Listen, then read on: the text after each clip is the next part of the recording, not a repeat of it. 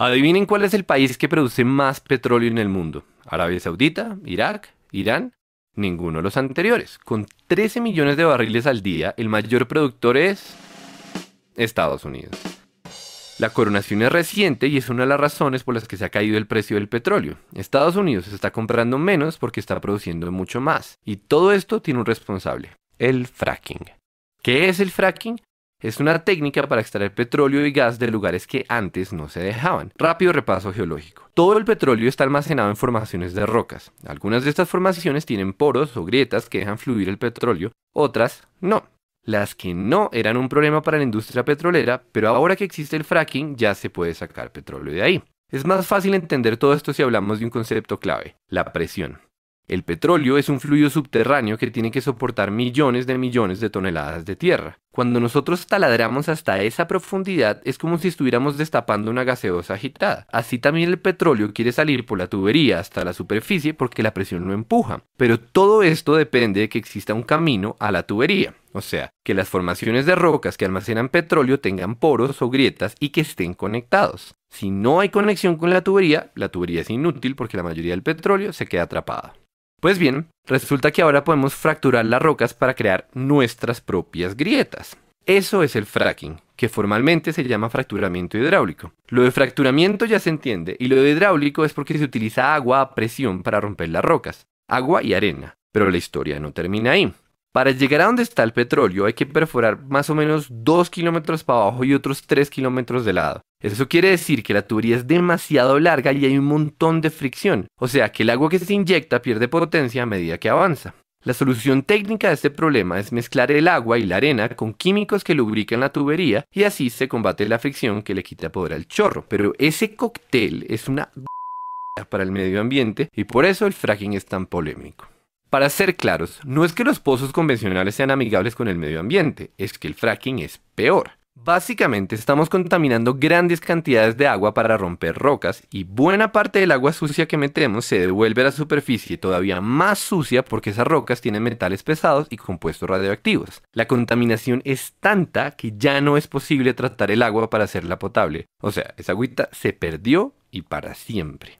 Entonces, ¿qué se hace con el agua sucia? Lo usual es que la entierren muy profundo, el equivalente industrial a meter mugre debajo de la alfombra, pero hay un problema, o más bien varios. Resulta que en el subsuelo existen reservas de agua potable y si el agua sucia del fracking llega a mezclarse con ellas, tenemos un desastre ecológico tremendo. Por supuesto, la industria petrolera y los que ponen las normas toman un montón de precauciones para que no ocurra esto. Por ejemplo, los pozos tienen un revestimiento de cemento y tuberías adicionales con el objetivo de evitar que el agua contaminada se filtre hacia otros lados. La pregunta es si estas medidas son suficientes y esa pregunta es particularmente relevante en Colombia teniendo en cuenta que las normas se basan en estudios que fueron hechos en Estados Unidos y acá la geología es diferente y poco estudiada. Mientras que en Estados Unidos las reservas de aguas subterráneas no pasan los 400 metros de profundidad, en Colombia ya extraemos agua potable a 1500 metros. Esa diferencia hace más asustadores dos de los tres problemas que tiene el fracking. Problema número 1. Las grietas causadas por esta técnica recorren el subsuelo de forma impredecible. Eso quiere decir que corremos el riesgo de conectar los yacimientos de petróleo y el agua contaminada con otras fuentes de agua. Problema número 2. El casing, o sea, la capa de protección para la tubería, solo llega hasta cierta profundidad, es decir, que el agua contaminada se puede filtrar por debajo. Y, problema número 3, el casing es una solución temporal. No se sabe qué pasa después de muchos años de desgaste en la estructura y ya existen varios ejemplos de pozos en los que se comienza a filtrar el agua sucia. Y entre paréntesis, también se ha hablado de la asociación del fracking con el incremento de temblores, pero se argumenta que en los pocos casos en los que ocurre las magnitudes son despreciables. Ahora bien, dicho todo eso, es importante saber que hay más de 1 millón de pozos de fracking en el mundo. Y ese dato es muy diciente. Nos dice que las consecuencias negativas del fracking teóricamente se pueden controlar, por lo menos a corto plazo. Y también nos habla del rol protagónico del petróleo en la economía. Es que son 1 millón de pozos aumentando las reservas mundiales. Y la cifra va creciendo.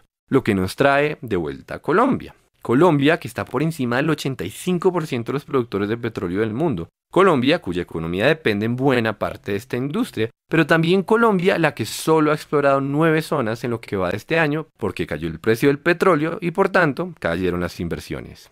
Para bien o para mal, esta es una industria a la que pertenecemos y tenemos que tomar decisiones. Es claramente un problema de costo-beneficio. ¿Vale la pena asumir el riesgo de que se debilite el sector petrolero? O, dicho al revés, ¿será que vale la pena asumir los riesgos del fracking? La respuesta no es fácil y no queremos decir que la tenemos, pero conviene aclarar una última cosa. Como el fracking es mucho más costoso y como el precio del barril está tan bajito y como la industria petrolera en Colombia está alicaída, se está hablando de incentivos tributarios para el fracking. O sea, el país recibiría menos plata usando esta técnica que usando la tradicional. Entonces, de nuevo, ¿vale la pena?